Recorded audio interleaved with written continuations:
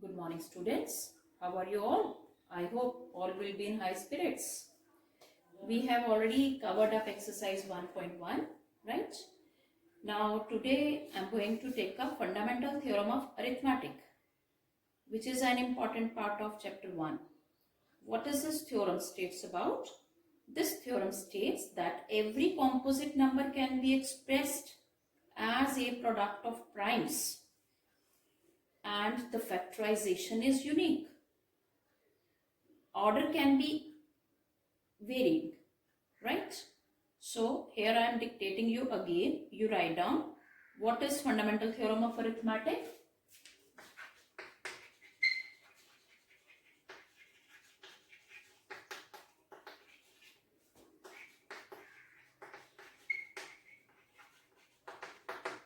Write down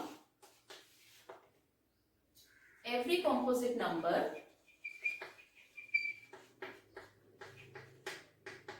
composite number, a number which have more than 2 factors. So minimum 3 factors are required for a number to be a composite number, right?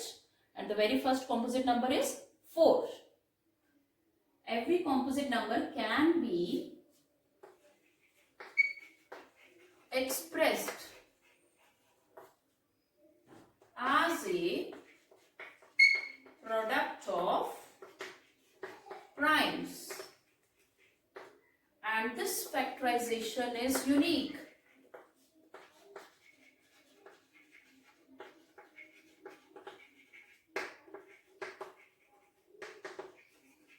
Right? Apart from the order.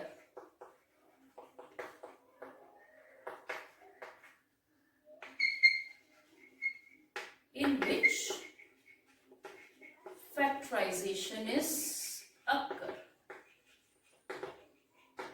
In simple words, the prime factorization of a natural number is unique.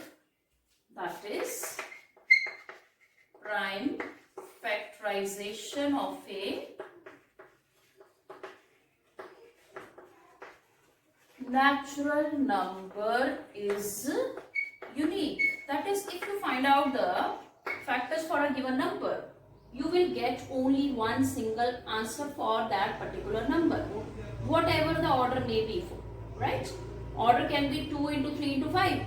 It can be 3 into 5 into 2. It depends upon the way you people find the prime factorization, right?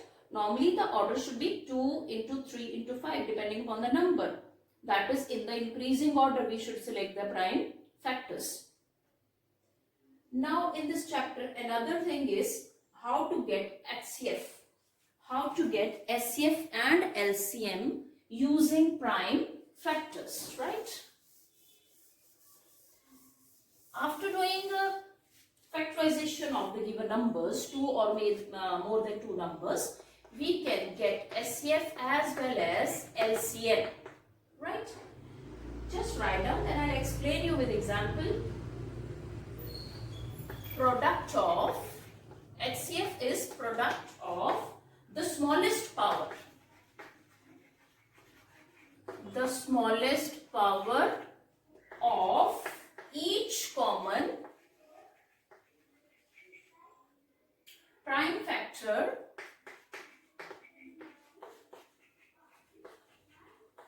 in the numbers, right? We usually do it also. After doing prime factorization, we arrange them in order, and SCF will be the product of the smallest power of each common prime factor in the given numbers, right? Same way, the LCM will be the product of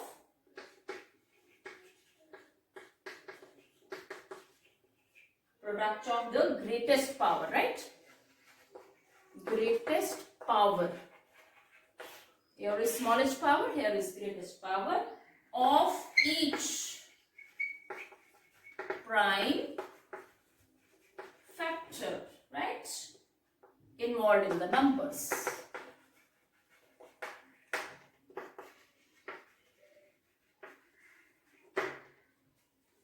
This already you have done, don't worry. I'll give you example, you will understand this, right? Another rule already done. Yes, you remember? This is product of, this is important one also, product of two numbers. Right? Any two numbers will be equal to SCF into LCM. Now, if HCF is given to me, I can get, if SCF and product of two numbers given to me, I can get LCM. That is, we can transpose the things, right? And we can use the same principle and we can get the term accordingly. Note down.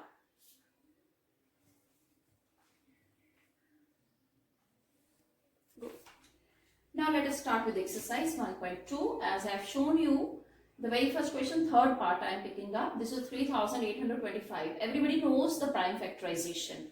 And this is a type of factorization with the help of tree, right? It is same as this. You know the order 3, 5 and 7D, right? Order may be varying. That is not a big issue, but you always select in ascending order. Now 3825 can be expressed in this way, right? And this is a unique way. You cannot get another answer for this. Always you will be getting the same answer for the given number. This is called as prime factorization. Now the next thing is, based upon the prime factorization, let us find out SCF and LCM. Now I am picking up question number 2, third part. You need to find SCF and LCM of 510 and 92. We can factorize 510 quickly.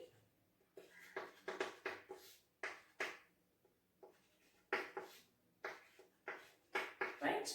And 92. Right? So 510 can be expressed as 2 into 5 into 3. Does not make any difference 3 into 5 or 5 into 3. You can change the order. 92 is 2 into 2 into 23. As I have told you that SCF is nothing but the product of the smallest power of each common prime factor in the given numbers. So let us find out the smallest power of each common. So first of all, the factor should be common. You see 2 is happened to be there with 510 as well as 92. So only 2 here I am getting to be common. Any other factor, 5 not here, 3 not here, 23 not here, 17 not here. So I am getting only 2 as the common factor and the smallest power of 2 is 1.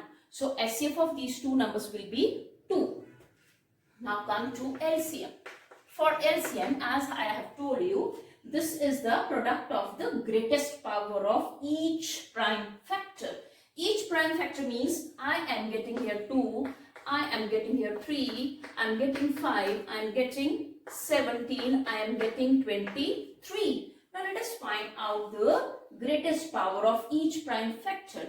Here in this number 92, I have 2 square, right? So I